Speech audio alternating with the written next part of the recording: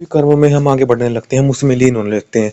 जैसे ईश्वर ने हमें शरीर दिया, अब उस शरीर से हम जिस बनाने वाले को सोचते हैं कि उसी का फिर हम चिंतन करते हैं ईश्वर का, कि देखो उसके किस प्रभाव से ही ये कार्य होते हैं, सब इतने कार्य ईश्वर करते हैं। अब देखते हैं,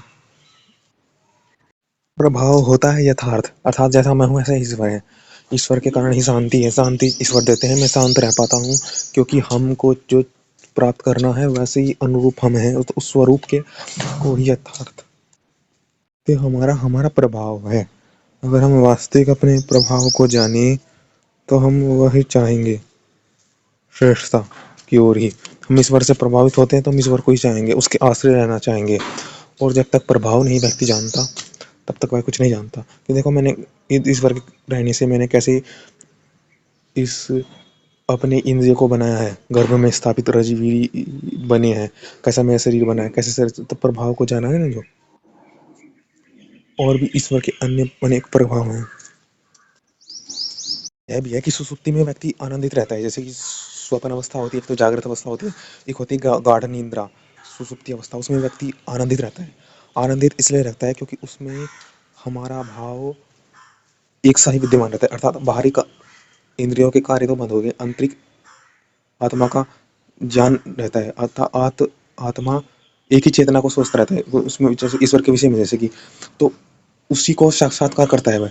जैसे अर्थात बाहरी ज्ञान तो समाप्त है, परंतु आंतरिक उसकी विचार चलते रहते हैं, जैसे कि जो उसको ही निरंतर वह जानता रहता है, उसको हृदय में हृदय में स्थापित करता है, एक तरह से उसको ही दृढ़ करता है, उसी को निरंतर जो भी वह है उसके वास्तविक स्वरूप को जानता। जैसे ही उसके आत्मा में पहला ज्ञान है, उसी ज्ञान को सोचता रहता है, उसी को बार बार विचार, उसी में बार बार स्थित होता रहता है, स्थित होता उसी के आश्रय रहता है वो सुसुप्ति अवस्था में।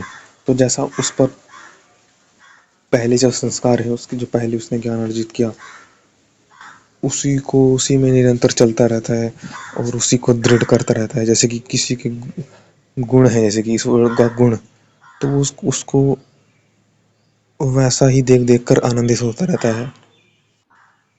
और उस अवस्था में एक तो वह अपनी सब इंद्रियों को अपनी अंदर की ओर खींच लेता है, जैसे कि ये जो सब सब इंद्रियां हैं, पाँव, हाथ, आँख, कान, इन सब का उसने एकत्व कर लिया कि ये सब किसके लिए है, आत्मा के लिए।